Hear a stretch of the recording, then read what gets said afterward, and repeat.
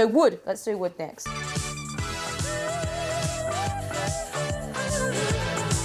Wood types of people are not afraid to navigate the unknown. And I think one thing I wrote down for this is like in 2021, I think other elemental types will need your support in 2021. We know that it's going to be a difficult year, I would say. Let's hope it's not. But it probably will be. And that can be very challenging, like navigating change for most types can be really hard. Now, wood types tend to like, they tend to be less, let me put it, how should we put it? I don't think any type really loves change, but wood types tend to be better with change than other types. Wood types tend to like, and look, some of this stuff can get a little bit stereotypical a little bit as well. But if you are good with change and that's a strength for you, then don't be afraid to reach out and help others navigate the change of life. Part of the strength of wood can be adapting to adversity, right? And adapting to the change. So think about businesses and industries that have gone out of business because they haven't been able to adapt. Like as a wood type, if that's you in your business, like that's a strength for you. And so you should be thinking about, like, you have the skills to be able to adapt and help your business navigate away from the adversity, navigate through the adversity, I should say probably, and to change and to adapt to that change. So that's something that you can kind of use as a skill in 2021, I think, more than ever. So I would say, like, what businesses, what systems, what processes, even in family or in society, in social groups or not-for-profit groups or things like that you're in, how can you help navigate with your adaptability skills, right? How can you help navigate the change? Another strength of wood is action. So these types tend to be like easy to take action, put the legs on the ideas very easily. So there might be things where you're in a group of people where there's a bit of procrastination, where there's a bit of a standstill. You can get in there and say, hey, guys, this is what we need to do. Let's just move forward. Wood types of people tend to be more easy to take a risk and to just get out there and give it a go. And so I think you have to ask yourself as a wood type, where is this needed? Because one of the other detriments of wood types is they can be very easy to do a lot of stuff, but you want to put your focus where it's going to be most needed or where you are driven towards. Now, the other thing that comes with being a wood type is you tend to have a good sense of purpose.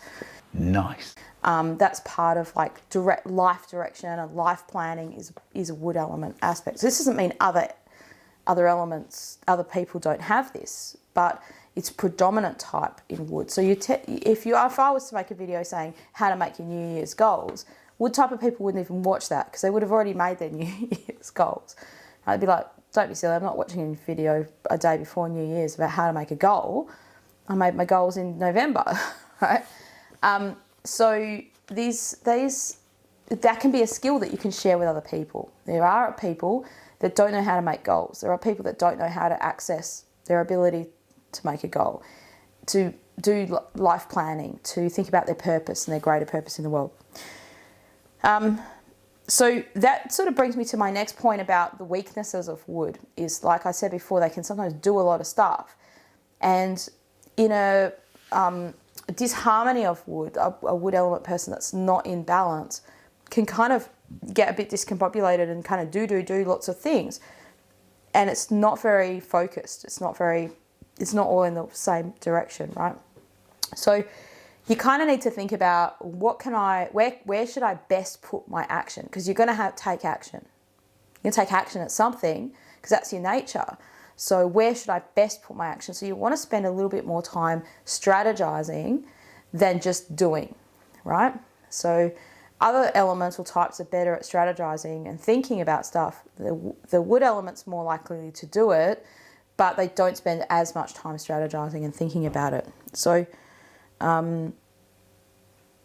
maybe you need to get with a metal or a water element type of person if you're in a group and utilize their ability to strategize and think before you just go off half-cocked. Kind of do something.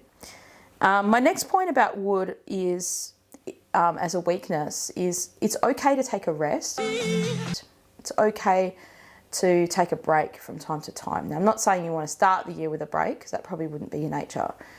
But you can sometimes, wood people can feel guilty about taking a break, or they don't feel necessarily energized from breaks like other people would.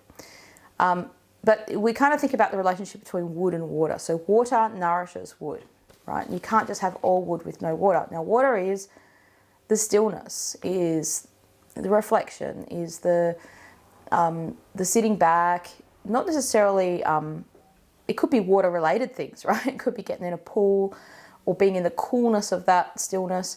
It doesn't have to be for a long time, but it can be very beneficial to a wood person to take a little break. And that gives them a chance, when they're stopping doing something, to kind of let their mind go, right, what is it that where am I going to go next? Sort of like, you know, when you're pulling back one of those things that you, those lackey things, right? The lackey guns, and you've got the ammo in the back here. You know, the further you pull it back, the more the more power it's going to have when you release it. And sometimes with a wood person, it's a bit like that. They've got to just take that time, let that thought happen, and then go, right? Rather than just bang, go. And also another weakness of wood can be sometimes running out of steam, not realizing that they haven't put in the things that nourish them, or they've forgotten to do things like eat regular meals, look after themselves, have proper sleep, that kind of stuff. And then if they become a bit unhealthy, then, my neighbours are making a big noise. Then they can become indecisive and a bit distracted, and they'll be less productive. So they'll be doing a lot of stuff, but not productive in what they're doing. So if you're a wood element person, I would say you definitely would be making your goals and think about what do you really want to achieve, and then how are you going to achieve it. And when you're in that day-to-day stuff of taking action, you need to constantly remind yourself of the goals. Now, I'm a wood element person. I know what it's like to have all of those weaknesses and all of those strengths. And so that's something that's helped me a lot in the last probably, I don't know, three or 5 years, probably 5 years, three to 5 years. At some points, I'll write my goals down every day, right? My 5 goals for the year, or whatever those, maybe your 3 goals. Write your to-do list, all that sort of stuff. That's probably normal for a wood person to do that. But it stops you from getting distracted, because you're like, oh, shiny thing over here. Oh, I'm going to chase a snuggie over here. I'm going to create this product now. I'm going to do this. I'm going to do that. And so you can get a lot of things on the simmer. You can get a lot of things on the go, and you're probably less likely to say no to things because you don't want to admit that you can't do it, because you're a doer. You love doing things. And so that can kind of help you focus more and get the productivity that you're looking for by writing your goals down and then repeating them, like literally writing them again or looking at them every day. So I hope that helps you. That's the wood element. Look, I hope this series has been useful and helpful to you.